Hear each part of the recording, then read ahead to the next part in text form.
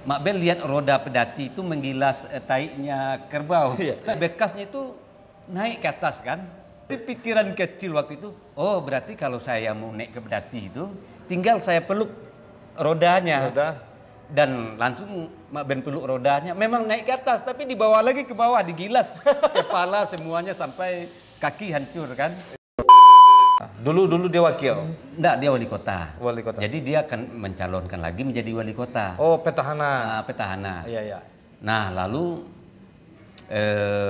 bahkan partai-partai politik yang mendukungnya juga sebenarnya tidak percaya bahwa dia akan menang lagi. Iya. Salah satu anggota dewan di Padang itu dia bilang mau jadi setan, mau jadi dajjal, pokoknya datangkan Pak. Di sini menariknya Bapak, ini langsung cerita, ini aneh saya, kata dia kan. Dia bercerita.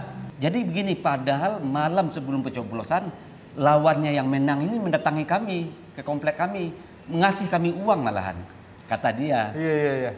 Terus ya kami warga kami di perumahan, ya sepakat akan coblos dia. Tapi entah bagaimana ketika masuk bilik pencoblosan, mau mencoblos, yang kami... Halo bro, Assalamualaikum warahmatullahi wabarakatuh. Kembali lagi dengan saya Dapan Mulifah. Dan sebelah kita ini ada Mak Beni Budaya Al-Minangkabawi, Saudi Mulifah Channel.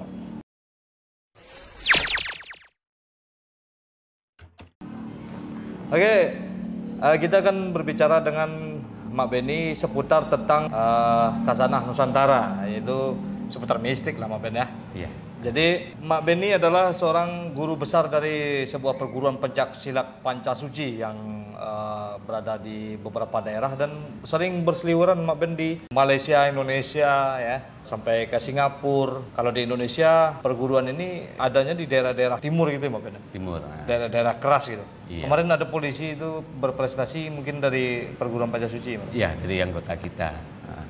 Jadi kita akan berbicara juga di sini tentang spiritual yang pernah saya alami selama dengan Mak Beni ini. Siaran ini kita akan buat setiap malam Jumat. Judulnya seputar mistik.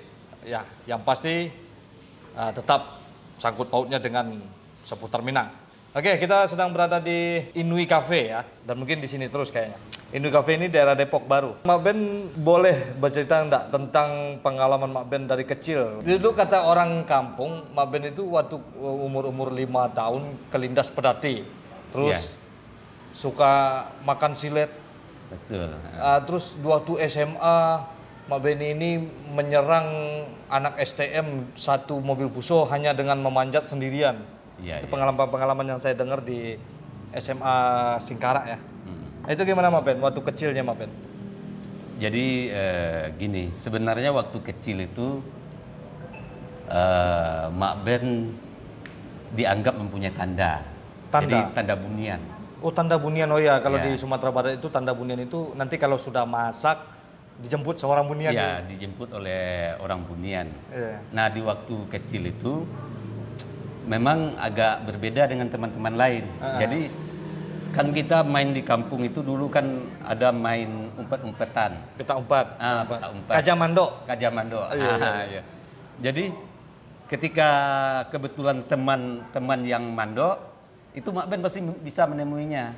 Tapi ketika digilir Mak Ben yang mandok, mereka tidak akan bisa menemukannya karena Mak Ben tidur di dalam kuburan. Jadi mereka takut lah ya. Sebenarnya mereka bisa melihat. Tapi kan takut untuk kerja mandoan itu kan mesti dipegang. Iya. Jadi lucu. Terus itu kisah tentang makan silet tuh Mak Ben. Mak Ben waktu kecil makan silet gitu kan. Walaupun ada teorinya tapi nggak mungkin lah seorang anak kecil mempraktekkan itu kan gitu. Jadi gini, dulu waktu kecil itu memang sudah mulai suka berguru. Berguru ya. Tapi ada salah satu guru yang mengatakan ke Uwan. Jadi Uwan berarti abang Uwan pertama. Itu ya yang pertama Uwan. Jadi mama yang pertama. Jadi salah satu guru itu bilang ke Uwan, ini adek ini hati-hati. Dia nggak boleh diajarkan sihir katanya. Karena kalau dia diajarkan sihir, dia lebih cepat katanya. Oh, gitu ada tandanya gitu ya. Jadi entah dari mana guru itu melihat tandanya kita nggak tahu karena Uwan nggak bertanya kan. Tapi ketika kebetulan Mak Ben ada di sana, Mak Ben berpikir sihir itu apa? Hmm. Dan kita kan pernah dengar cerita tentang penyihir Firaun segala macam. Iya. Nah, gara-gara itulah Mak Ben makan silet itu. Karena Mak Ben anggap berarti sihir itu orang yang orang lain tidak bisa. Iya. Nah, jadi hal yang bahaya pun tidak bahaya menurut dia. Oh gitu. Nah, akhirnya Itu coba-coba makan silat. iya, karena sebenarnya tersugesti sama guru itu dengan kabar itu. Dan ketika digilas pedati kan juga begitu. Iya. Itu kenapa pas sampai ke gilas pedati itu teori apa yang ada dalam otak Mak Ben itu? Iya. Jadi begini. Jadi waktu itu Om Cai yang di atas Mak Ben, Iya. Mak Ben kan suka ngikut ke dia. Nah dia selalu nggak mau mengajak Mak Ben, dan kebetulan waktu itu ada pedati, kan hari Minggu tuh hari pasar kan di Pasar Semani. Om Cai sudah naik ke atas pedati, Mak Ben minta ikut tidak boleh. Dan pedati itu kan tinggi, Mak Ben kan masih kecil, kalau nggak salah belum sekolah. Jadi pas jangkau pedati itu nggak kejangkau. Mak Ben ingin naik juga ke atas. Dan kebetulan Mak Ben lihat roda pedati itu menggilas taiknya kerbau. Jadi dari bawah dia bisa naik ke atas. Iya, bekasnya itu naik ke atas kan. Kreatif ya. Iya. Berarti pikiran Mak Ben udah kreatif. Jadi pikiran kecil waktu itu, oh berarti kalau saya mau naik ke pedati itu, tinggal saya peluk rodanya. Dan langsung Mak Ben peluk rodanya, memang naik ke atas, tapi dibawa lagi ke bawah, digilas kepala semuanya sampai kaki hancur kan, jari hancur. Jadi seperti itu. Dan kedua juga pernah berkali-kali jatuh dari bergantungan di mobil itu kecepatan tinggi, terjatuh, orang melihat di saat jatuh ke aspal itu berapi, orang lihat. Padahal memang umur berapa tuh Mak Ben? Dia juga masih belum sekolah.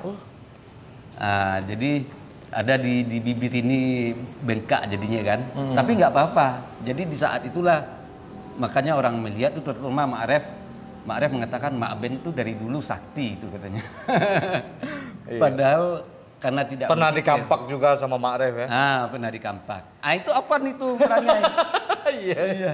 Jadi gini, Apan mungkin tidak begitu ingat. Iya. Jadi waktu itu Apan kan pulang sama Mama, dulu kan merantau di Jakarta. Pulang masa-masa Lebaran lah. Nah, Mak Aref ini kan sangat penyayang sama ponakannya, tapi dia beda. Dia sayang sama ponakannya, suka gigit. Iya. Nah, dia suka melihat ponakannya nangis. Waktu itu, jadi sebelumnya Abah memang habis mengasah kampak itu. Kampak itu kan tajam. Jadi waktu itu Apan dibuat nangis sama Mak Aref. Iya. Jadi Mak Ben larang, udah jangan dibikin tangis anakmu. Tetap aja dia bikin gitu. Akhirnya Mak Ben dorong begini. Pas Mak Ben dorong begini, dia mundur ke ada kampak itu. Langsung Mak Ben dipukul dengan kampak itu. Di punggung ya? Punggung. Jadi sebenarnya pas Mak Ben lagi merungkuk, mendiamin Afan. Sudah nak, jangan nangis. Mak Ref memang gitu kan gitu. Ternyata punggung Mak Ben dikampak dengan kekuatan penuh itu. Dan baju Mak Ben itu, baju tuh Mama yang beliin karena Mama pulang, Apan kan pulang dari Jakarta ya. Dari Jakarta, jadi bawain kami baju lebaran. Nah, baju lebaran itulah robek persis semata kapak itu. Kan habis mengampak itu Mak Ref langsung lari. Jadi Mak Ref juga sekarang sampai sekarang mungkin jadi seorang pelatih ya. Itu emang mentalnya dari dulu unik-unik.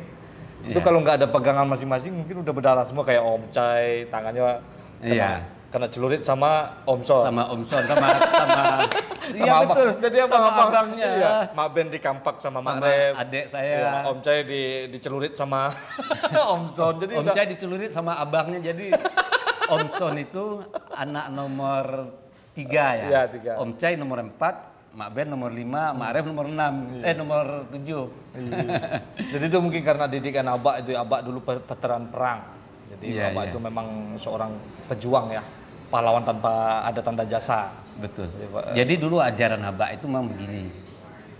ketika kita berkelahi misal di luaran, itu pantang bagi Abah melihat kita nangis. Iya, iya. Jadi kalau lihat kita nangis disuruh lagi, kamu pergi lagi berkelahi sana. Iya, iya. Jadi ya akhirnya anak Abah kan. Jadi anu Mak Ben, anak Abah semuanya kan jadi keras semua ya. Nah, Mak Ben kan merantau. Waktu itu Mak Ben tinggi Mak Ben berapa gitu waktu itu? Iya. Jadi waktu SMA, di SMA tuh Mak Ben yang paling pendek. Berapa tinggi Mak Ben? Ya paling 145. 145 bogel ya? Iya, bogel. Jadi kan ada foto, ini ada fotonya nanti. Iya, kan? iya.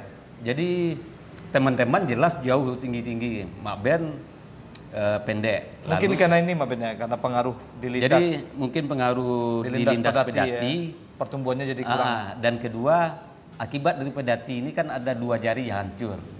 Oh, ada 2 jari. Jadi karena 2 jari hancur kan otomatis dalam pergaulan Mak Ben malu biar jangan kelihatan sama orang. Akhirnya selalu pakai sepatu. Bahkan tidur pun pakai sepatu. Jadi mungkin karena itu akhirnya saraf-saraf perkembangan itu melambat ya? Jadi melambat. Tapi Mak Ben menemukan metode sendiri tentang menambah tinggi secara pesat gitu loh. Ya. Jadi gini Ben, tunggu maaf Ben. Saya dulu tinggi 164. Nggak percaya kan Mak Ben itu ngasih batu. Batu itu saya tanam di jari. Itu tinggi saya dalam 1 bulan jadi 170. 6 cm dalam sebulan Mak Ben. Iya. Nah itu Mak Ben gimana itu? Jadi waktu di kampung itu kan juga sudah belajar tentang refleksi kan. Ortopedi ya? Ortopedi, refleksi dari buku-buku, dan ketika merantau sering nongkrong di toko buku. Jadi kalau di toko buku itu selalu membaca tentang organ-organ tubuh manusia, terutama apa tubuh manusia ini yang mengatur manusia bisa berkembang tinggi itu. Nah di saat yang sama Mak Ben suka berzikir, ziarah, suka berguru, sampai berguru ke Jawa kemana. Nah ketika di salah satu buku di toko buku itu ada keterangan bahwasanya yang membuat perkembangan fisik kita itu namanya pituitary. Kelenjar pituitary itu ada di kepala kita. Jadi itulah yang mengatur pertumbuhan manusia, pertambahan tinggi atau segala macam. Dan juga di dalam buku itu pun diceritakan bahwasanya pertumbuhan manusia itu tidak baik setelah umur 22. Oh, berarti sampai umur 22 lah ya? Ya. Jadi karena rajin membaca buku itu, jadi suatu ketika sering pergi berzikir ke tempat-tempat, ke makam-makam para wali. Nah di makam wali berzikir. Nah dalam waktu di luar Batang, waktu zikir di luar Batang. Luar Batang itu daerah atau apa? Ya, masjid luar Batang di kota itu yang ramai dikunjungi orang. Al Idrus itu, Habib Al Idrus Alatas atau apa itu. Jadi lagi zikir itu kan kita sampai subuh itu. Nah entah lagi tidur atau tidak, tapi yang jelas Mak Ben mimpi. Mak Ben mesti menzikirkan sesuatu ke batu kecil. Nah mimpi, ya. Dan batu kecil itu kamu taruh di pituitarimu katanya. Nah waktu itu pas bangun Mak Ben mikir bagaimana mau naruh di kepala. Nah, akhirnya tidak dilakukan. Tapi ingat pelajar refleksi waktu di kampung, waktu masih SD itu, pituitary kan ada di kaki kita. Nah akhirnya Mak Ben tempelkan di situ. Ya dan umur sebenarnya sudah hampir mau 22. Mak Ben juga taat sama aturan yang tertulis di buku itu. Sebab di atas umur 22 kalau pertambahan tinggi itu tetap berlanjut, dia melengkung. Jadi pertambahan tulang itu dia melengkung. Makanya kalau nggak salah waktu itu cuma memakai 2 bulan. Jadi dari 145 itu ke dan tiba-tiba tinggi seperti ini, ya 165-an lah. Ya seperti inilah. 15 sentian lah ya. Itu bahaya itu kalau ketemu sama para penjajah cinta. Itu ini yang nggak ada di situ ya. Itu aduh luar biasa sekali perjalanan spiritual Mak Ben itu. Ternyata Mak Ben bukan dalam spiritual keilmuan tenaga dalam, juga memahami tentang saraf manusia ya. Iya, memahami. Jadi sebenarnya mungkin perjalanan hidup yang mendidik bahwasanya segala sesuatu hal yang spiritual itu juga sebenarnya amat sangat logis. Iya. Jadi kalau ketika tidak ada ketemu kelogisannya, itu bisa jadi sesuatu yang salah. Iya. Nah, jadi itu baru dua pengalaman hidup, udah durasinya udah lumayan panjang juga. Dan Mak Ben dulu di tahun-tahun 90-an Mak Ben adalah orang yang pertama mengiklankan keilmuan tenaga dalamnya. Betul. Terus jadi guru besar termuda di Indonesia. Jadi guru terbesar. Umur berapa tuh Mak Ben? Umur 24. 24 tahun jadi guru besar termuda di Indonesia. Jadi perguruan silat di bawah naungan IPSI. Jadi guru besar termuda itu Mak Ben. Mak Ben ya? Waktu itu ya? Iya waktu itu, dan satu-satunya juga kampung kita Sanyang Baka yang mempunyai perguruan silat yang terdaftar di IPSI, ya satu-satunya Mak Ben. Oh ini ya, itu di kampung ya? Itu di jadi kampung. Mak Ben apa namanya yang IPSI? Mak apa? Iya. Kecil lu. Nih.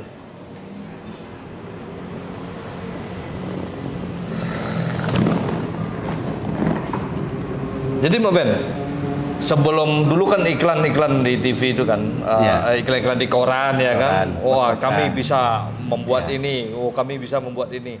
Ada Ki Kusumo, Ki Joko Bodo di zaman-zaman itu yang terkenal ya. Iya. Itu yang pertama kali membuat iklan itu katanya Mak Ben. Iya Mak Ben. Kalau mereka itu tuh sudah 10 tahun setelah Mak Ben itu. Iya. Tapi kok berani waktu itu kan zamannya ada istilahnya banyak ninja, teror-teror gitu Mak Ben. Jadi dan itu memang Mak Ben berasa dapat tekanan berat karena ketika itu orang-orang merasa padahal kan kita maksudnya untuk membagikan pengetahuan, membagikan kasanah Nusantara. Ya, jadi tidak bermaksud untuk mengatakan bahwa saya itu sakti, tidak. Tapi ini memang kasanah Nusantara kita yang harus kita lestarikan. Jadi tujuannya sebenarnya begitu. Tapi ketika itu efeknya memang luar biasa. Akhirnya banyak orang yang menelpon, meneror. Bahkan orang-orang yang ngetes gitu ya. Yang sakti-sakti juga menelpon, meneror. Ada yang mengancam mau datang segala macam, ada yang minta ketemu di suatu tempat. Dan semuanya Mak Ben layani. Dan Mak Ben macam orang gila waktu itu. Jadi ada suatu ketika yang menantang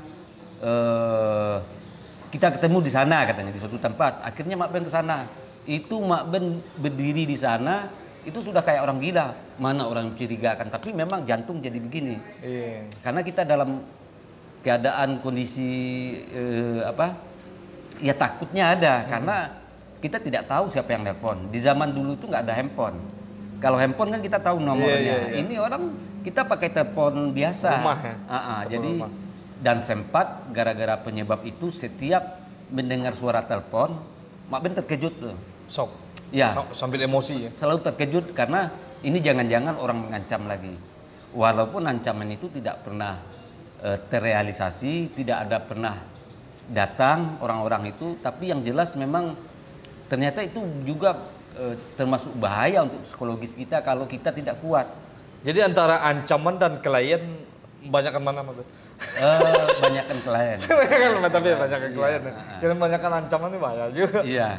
Dan ya ancaman itu kalau tingginya ancaman ya lebih banyak lah karena mereka bebas nelpon kan. Iya. Mereka kita tidak bisa mendeteksi. Kita tidak tahu. Tapi yang jelas memang ketika itu apalagi kan Mak Aref jadi staf Mak Ben. Lalu ibu kita kan selalu titip kamu jaga adekmu. Jadi ketika mereka tidur di kantor. Jadi ketika Mak Ben pulang ke rumah pun pikiran Mak Ben ke kantor. Karena ini adik saya nanti staf yang ada di kantor itu bagaimana. Kita kantor juga di tempat yang rawan ketika itu kan. yang selalu ada baku tusuk, baku celurit. Iya iya. Jadi Ngeri pengalaman dari cerita berat Mak Ben. itu. Pokoknya banyak ngeri deh. Kita lanjut Mak Ben. Ke Mak Ben kan mengajar ke Malaysia, membawa keilmuan. Sedangkan di Malaysia itu kan ada istilahnya mudah ditentang juga, tapi Mak Ben bisa melogikakan ilmu Mak Ben itu untuk masuk ke Malaysia dan menjadi seminar membangun seminar-seminar di situ kan, tentang seputar kasanah nusantara, tenaga dalam. Nah itu bagaimana awalnya masuknya bisa Mak Ben ke sana atau orang sana ke sini gitu kan? Baik. Jadi sebenarnya sebelum Mak Ben ke sana itu 10 tahun sebelumnya juga ada tabib terkenal di Malaysia. Namanya Tabib Musa bin Uthman. Musa bin Uthman. Ya, pernah dengar. Waktu masih saudara sama Piramli ya? Masih ada kerabat? Tidak. Jadi dari dia Mak Ben tahu, dia bilang begini. Kalau kita di Malaysia itu, dia kan sudah terkenal. Tapi jika kita di Malaysia belum belajar sama orang Indonesia, itu dianggap belum apa-apa. Jadi murid pertama Mak Ben yang orang Malaysia juga tabib terkenal, juga guru orang ya Pak Musa itu. Pak Musa ya.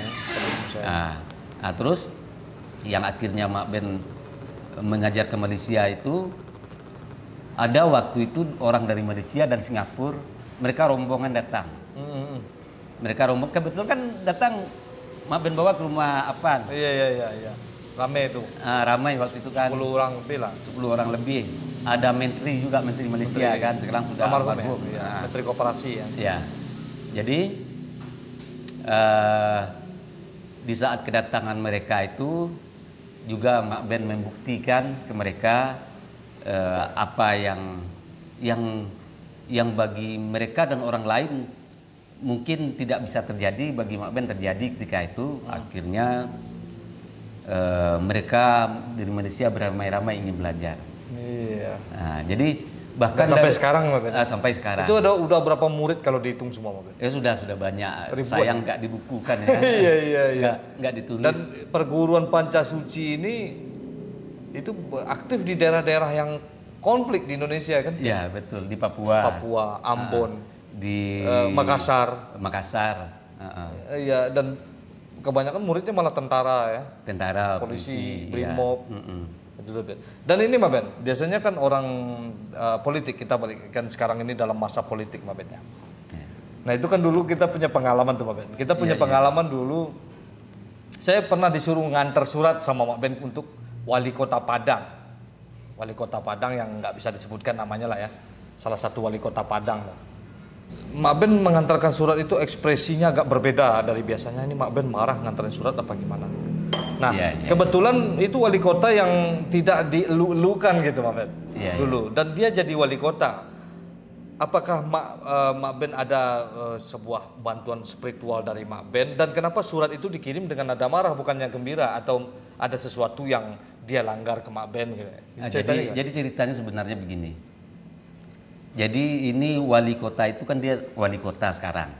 Dulu dia wakil? Enggak, dia wali kota. Wali kota. Jadi dia akan mencalonkan lagi menjadi wali kota. Oh, petahana. Petahana. Iya. Nah, lalu bahkan partai-partai politik yang mendukungnya juga sebenarnya tidak percaya bahwa dia akan menang lagi. Iya. Sehingga akhirnya dia mencari informasi dan dapat informasi tentang Mak Ben. Iya. Maka salah satu anggota dewan di Padang itu dia bilang mau jadi setan, mau jadi dajjal, pokoknya datangkan Pak Beni itu ke sini. Iya. Nah, jadi itu awalnya. Lalu orang-orang dari Padang itu menelpon Mak Ben berkali-kali. Akhirnya Mak Ben terima. Mereka janji ya melalui mulut saja.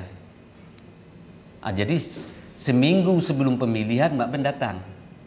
Dan waktu Mak Ben datang itu servisnya luar biasa. Iya. Ya, servis ada maunya lah. Ya, karena ada maunya. Biasalah ya.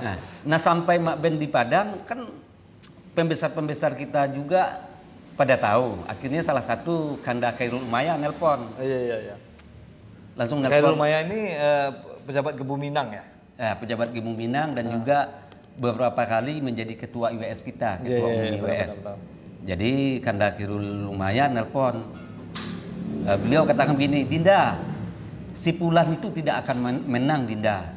Buat apa Nggak perlu dibantu. enggak bagaimanapun Dinda membantunya enggak akan menang katanya. Lalu waktu itu Mak Ben bilang, justru karena tidak akan menang itu makanya saya sampai di sini Kanda. Sekarang Sekarang sudah di Padang posisi. sudah di Padang. Sekarang mari kita buktikan saja nanti pada hari Rabu tersebut. Nah, ya setelah di Padang tuh akhirnya Mak Ben meminta tempat di tempat Ada yang sepi. janji nggak itu calon wali kota Padang itu? Sampai Mak Ben kecewa? Janji ya sama anggota dewan yang diutusnya aja. Jadi ketemu sama dia juga kita sudah tidak bicara begitu, kan tidak mungkin bicara soal janji lagi karena memang dia bicara kepada orang yang diutusnya itu seperti itu. Jadi waktu kita ketemu Ada dengan sesuatu wali yang kota itu, sesuatu yang akan diberi yang sangat berguna ya, buat kita ya. jika menang ya, jadi Jika menang ya. uang lah kan yang Iya, cukup uang besar atau rumah lah gitu ya. ya. Jadi ketika ketemu secara langsung kan tidak layak juga kita menanyakan itu. Attitude kan. Dan kita tahu jika seseorang pembesar dia kan juga harus lebih komitmen kan gitu. Iya. Nah, waktu itu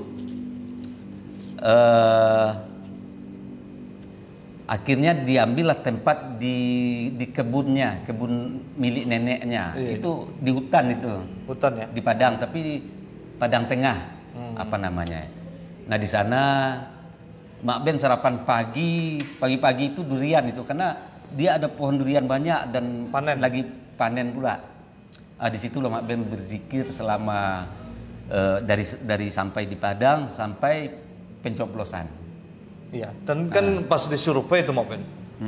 Itu kan sebelumnya orang lah ini nggak bakal menang, mau setan bantu apa siapa bantu. Pas disurvei kenapa orang mau colok calon yang ini kenapa lari ke sini katanya. Nah, itu. Lain lagi ceritanya. Jadi kan kebetulan ada murid Mak Ben yang di Pulau Gadung dulu. Dia supir 02. Dia udah pulang ke Padang, ya kan?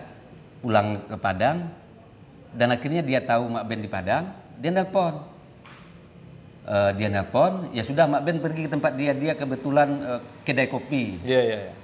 Nah, ketika di kedai kopi itu kebetulan biasa di kampung di Minang itu kedai kopi kan ramai bapak-bapak. Nah, karena ramai bapak-bapak, Mak Ben tanyalah. Bapak tanyalah ke orang-orang itu, siapa yang Bapak pilih kemarin waktu pencoblosan? Di sini menariknya Bapak ini langsung cerita, ini aneh saya kata dia kan. Dia bercerita. Nah, yang murid ini yang punya kedai kopi itu mendengar aja kan. Jadi begini, padahal malam sebelum pencoblosan lawannya yang menang ini mendatangi kami ke komplek kami, ngasih kami uang malahan. Kata dia. Iya. Terus ya kami di warga kami di perumahan ya sepakat akan coblos dia. Tapi entah bagaimana ketika masuk bilik pencoblosan mau mencoblos yang kami ingat kumis. Jadi kumis orang itu yang kami ingin. Jadi bukan calon yang datang ke kami kemarin itu. Iya. Setelah habis itu dia menang jadi wali kota dan lupa begitu ya? Tunggu, bukan. Jadi setelah begitu kan, oh gitu ya, aneh ya. Iya, saya juga heran, kata dia, kata bapak-bapak itu. Jadi dia menceritakan pengalaman gitu. Tujuan saya tidak bakal memilih dia, tapi masuk bilik, kumisnya itu yang menarik hati kami katanya. Terus langsung Mak Ben panggil Mak Itam kan murid kita tuh. Mak Itam beritahu, akhirnya Mak Itam beritahu. Nah, yang membantu wali kota ini guru saya ini katanya. Jadi semuanya pada heran. Iya. Cuma kita tidak boleh menganggap itu atas perbuatan kita. Kita tidak boleh menyebut itu karena hasil kerja kita. Karena memang mungkin takdir Allah kan dirubah lagi oleh takdir baru. Dan mungkin karena upaya kita, doa kita, zikir kita, keyakinan kita akhirnya memang berubah seperti itu. Betul. Nah, jadi itu bertentangan nggak kan kata orang-orang sekarang kan? Ya itu berhubungan dengan tasawuf ya mungkin ya? Enggak. Bertentangan enggak dengan Islam? Tidak. Karena kan sebenarnya kita memohon dengan sepenuh hati. Misal memohon itu sama seperti orang meminta jodoh. Kalau bukan jodohku jadi tetapkanlah jadi jodohku. Maksa ya. Iya, maksa kan gitu. Iya. Jadi kalau kita memohon seperti anak kecil, menangis-menangis seperti anak kecil kan akhirnya Allah. Tapi nggak boleh dibuat-buat juga nangisnya. Enggak kan? bisa dibuat-buat. Jadi di situ memang Kita punya harapan yang besar lah untuk Ya. kalau dia jadi wali ini. Banyak juga yang kita gantungkan harapan untuk wali kota yang terpilih ini ya, Mbak Ben. Ternyata dia tidak tidak menunaikan janjinya kan. Jadi setelah Mak Ben sampai Jakarta, tetap Mak Ben coba untuk menghubungi, tetap ajudannya yang menjawab, Iya. dan akhirnya Mbak Ben dikasih ongkos ya waktu itu ya. Mak Ben kan udah Jakarta. Iya. Akhirnya Mak Ben kirim WhatsApp, Mak Ben katakan baik, tapi ingat baik-baik bahwasanya ke depan kamu mau menjadi apapun, jangankan untuk menjadi apapun, mencalonkan diri menjadi apapun tidak akan berhasil. Iya.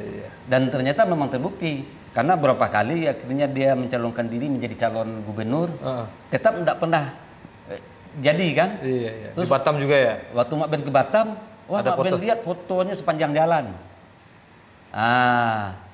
Dan ternyata sudah terjadi pertandingan juga nggak ada dia. Iya. Itu artinya kan Tapi tidak pernah jadi. bertemu setelah itu Mbak Ben. Yang setelah itu bertemu yang terakhir yang waktu acara di Sulit Air. Sulit Air itu, iya. Jadi ketemu di Sulit Air karena memang pas lihat Mak Ben dia datang peluk Mak Ben, ya disitulah Mak Ben tidak kesal lagi. Iya, mudah-mudahan. Tapi hal-hal yang sudah ya biarkan saja. Nah, cuma sumpah kita yang sudah pun mau terjadi selanjutnya atau tidak tuh tidak urusan kita sudah. Udah terbayar Mbak. Iya, jadi seperti itu. Iya, luar biasa sekali. Jadi juga dulu ada pengalaman juga dulu di tahun 2003 dulu waktu saya masih dagang jamu di daerah Jakarta Timur ya, di Kampung Makassar.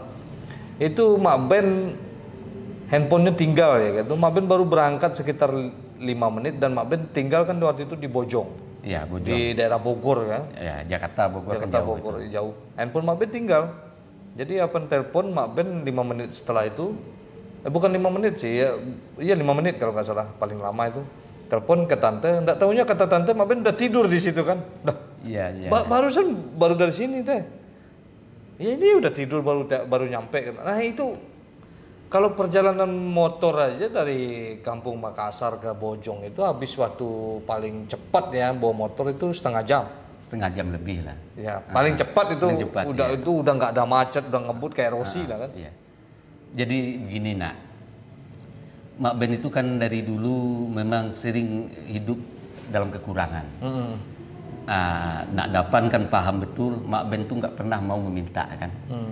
Jadi terkadang ketika Mak Ben memang sudah habis dari mana nggak punya uang, Mak Ben kan mampir. Tapi tidak akan pernah meminta, ya kan? Jadi ketika ya di masa-masa itu ketika Mak Ben mampir, pasti Dapan ngasih Mak Ben uang kan. Tapi entah bagaimana ketika itu Dapan lupa mungkin. Tidak ngasih Mak Ben uang. Cuma kan Mak Ben memang nggak pernah minta. Tapi kok Mak Ben pergi aja gitu. Ya kan setelah itu Mak Ben pamit, sudah pusing karena nggak ada uang 1 sen pun kan. Dan Mak Ben tuh dari dulu memang pantang untuk meminta itu. Nah sepanjang jalan yang Mak Ben alamin adalah Mak Ben seperti biasa berjalan naik angkot itu seperti biasa. Jadi tidak ada hal yang aneh. Jadi Mak Ben sendiri tidak tahu itu kenapa. Jadi Mak Ben jalan kan dari tempat Dapan jalan ke jalan raya itu jauh juga. Itu Mak Ben jalan kaki. Jalan juga ada 30 menit lebih itu.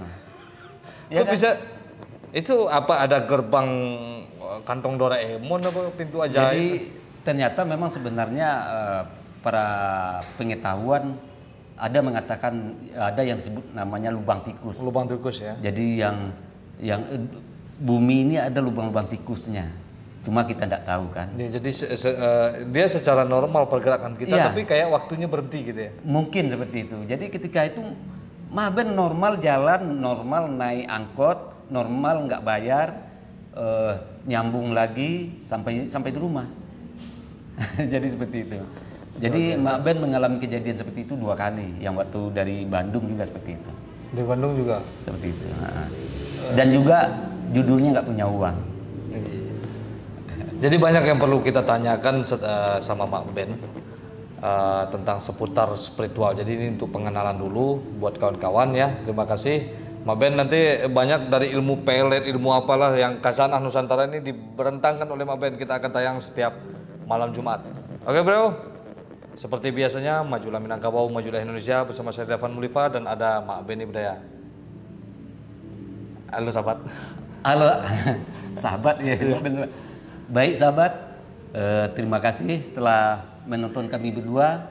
Salam hormat. Assalamualaikum warahmatullahi wabarakatuh. Selalu di Mulifa Channel. Iya, penutup Mulifa Channel lupa. Iya. Nah, loh. Ada lah Mak Ben tentang ano lah. Alay. Tapi kok gue sesi panjang-panjang nih loh. Mm-mm.